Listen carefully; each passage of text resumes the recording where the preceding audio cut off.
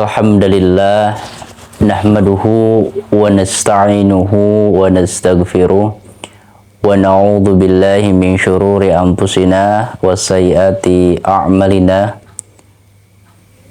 May yahdihillahu fala mudhillalah wa may yudlil fala hadiyalah. Asyhadu an la ilaha illallah wa asyhadu anna Muhammadan abduhu wa rasuluh alladzi la nabiyya ba'da. Allahumma salli wa sallim ala nabiyyina Muhammadin wa ala alihi wa ashabihi wa man tabi'ahum bi ihsanin ila yaumiddin. Alhamdulillah, sahabat yang berbahagia, pada kesempatan hari ini kita masih bisa bersua kembali dan semoga Allah senantiasa mencurahkan rahmatnya, senantiasa menghujamkan keistiqomahan dalam relung-relung jiwa kita, sehingga hal itu menjadi sebuah energi kita dalam mengamalkan amalan-amalan yang baik, amalan-amalan yang soleh.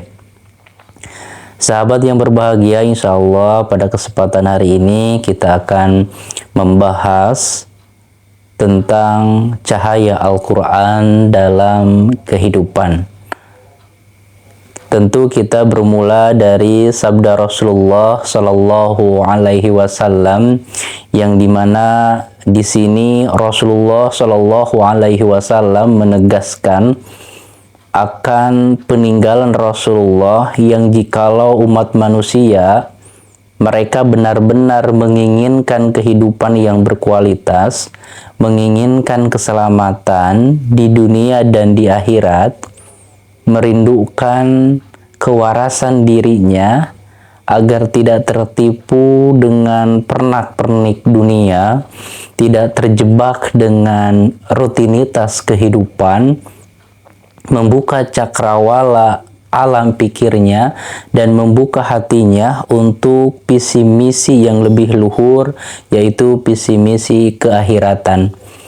Dan peninggalan Rasulullah ini menjadi sebuah pusaka, menjadi sebuah peninggalan yang menjadi guide atau petunjuk umat Islam dalam menapaki hidup dan kehidupan. Rasulullah Shallallahu Alaihi Wasallam bersabda, "Inni taraktu fikum amroini lang tadillu ma tamasaktum bihima kitaballahi wa sunnatur rasuli." Sebuah hadis yang senantiasa sering kita dengar, bahwa sesungguhnya inni taraktu fikum, sesungguhnya aku meninggalkan untuk kalian dua hal, in tamasaktum bihima lang tadillu abada, jikalau kalian benar-benar berpegang teguh kepada keduanya, niscaya kalian tidak akan tersesat selama-lamanya. Kalian tidak akan terjebak dengan talbisul iblis, dengan perangkap-perangkap setan di kehidupan ini. Karena hakikatnya setan senantiasa berkomitmen, senantiasa berjuang untuk menyesatkan umat manusia agar mereka mendapat sosok besti lah ya, mendapatkan sosok teman di neraka yang sudah Allah janjikan kepada mereka. Nauzubillahi min dzalik. Semoga Allah senantiasa menjaga kita dari berbagai bisikan-bisikan syaitan dan bisikan-bisikan hawa nafsu yang ada dalam diri kita. Allah Subhanahu wa taala berfirman dalam surat Al-Isra ayat 9. A'udzubillahi minasyaitonirrajim. Inna hadzal qur'ana yahdi lillati hiya aqwam wa yubashshirul mu'minina alladzina ya'maluna as-salihati anna lahum ajrun kabir.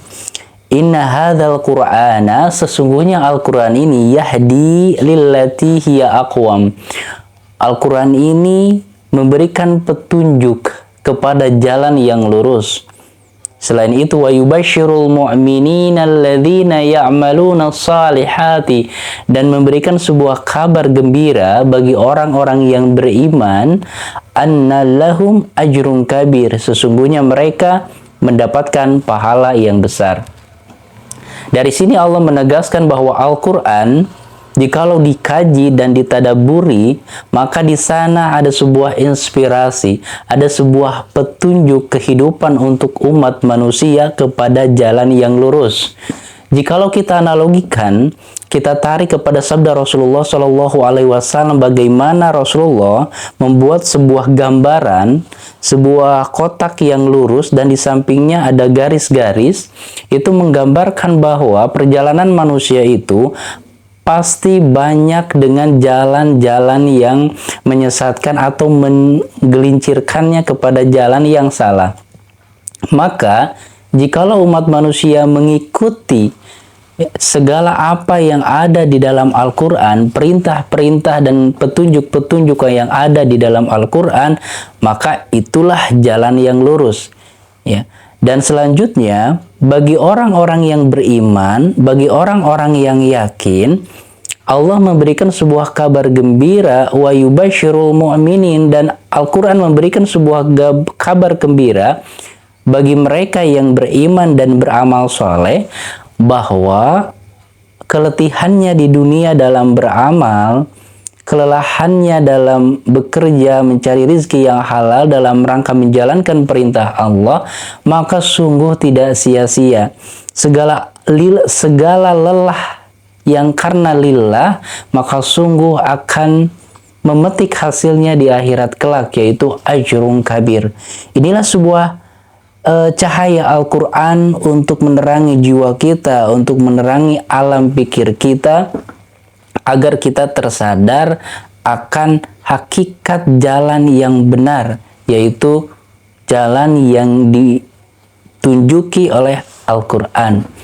Dan selanjutnya ada sebuah kisah yang menarik bagaimana ternyata petunjuk-petunjuk Al-Quran, inspirasi-inspirasi Al-Quran, ketika menerangi jiwa, mereka mendapatkan sebuah keyakinan sehingga bergeser akhirnya dari pemahaman-pemahaman mereka yang sebelumnya, dari keyakinan-keyakinan sebelumnya, mengikuti jalan yang lurus, yaitu jalan Al-Quran.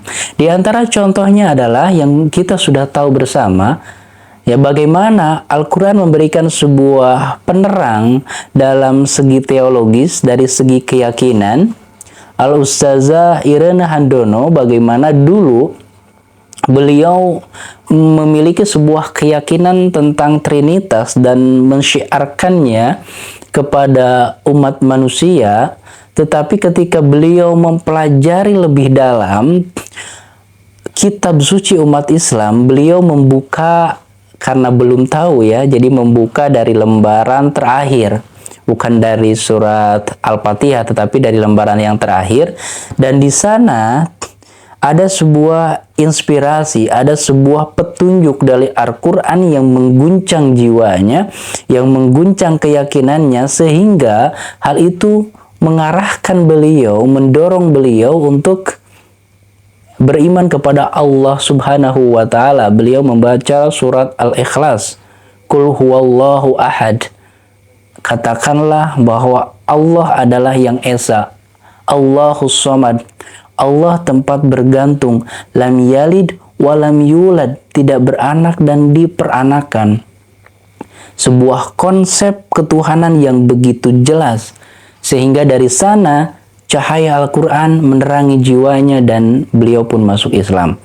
Itu salah satu contoh bagaimana mereka yang mencari kebenaran, yang benar-benar menggunakan akal pikirannya untuk berpikir mencari kebenaran. Jadi Islam bukan hanya sebatas Islam saja, bukan hanya sebatas identitas di KTP belaka, tanpa menyisihkan waktu untuk mentafakuri dan mentadaburi Al-Quran itu sendiri. Maka di sana orang-orang yang benar-benar mencari kebenaran, mereka memiliki sebuah keyakinan yang teguh, yang tentunya setelah masuk Islam banyak ujian-ujian berat yang mereka hadapi. Itulah gambaran bagaimana perjuangan mereka untuk mencari kebenaran. Dan kita, orang-orang yang sudah diberikan hidayah oleh Allah Subhanahu wa Ta'ala, akankah kita menyia-nyiakan sebuah anugerah yang besar dalam kehidupan, yaitu anugerah hidayah, keimanan, dan keislaman. Dari segi makna kehidupan, kita ambil contoh seorang sastrawan yang namanya W.S. Rendra. Beliau terkenal dengan julukannya Sang Burung Merak. Bagaimana sebuah intuisi yang tajam dari seorang penyair, dari seorang sastrawan, mampu menangkap sebuah pesan yang dalam di dalam Al-Quran.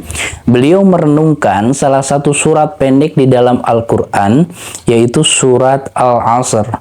Beliau merenungkan arti ayat per ayat dari ayat tersebut. Wal asr innal insana lafi khusr. Demi masa, sesungguhnya manusia berada di dalam kerugian. Beliau merenungkan di sini Allah bersumpah demi waktu, demi masa. Sesungguhnya ternyata manusia di seluruh muka bumi ini statusnya berada dalam kerugian. Beliau merenung lebih dalam dan lebih mengkerucut, lebih mengkristal keyakinan pemahamannya itu membaca ayat setelahnya.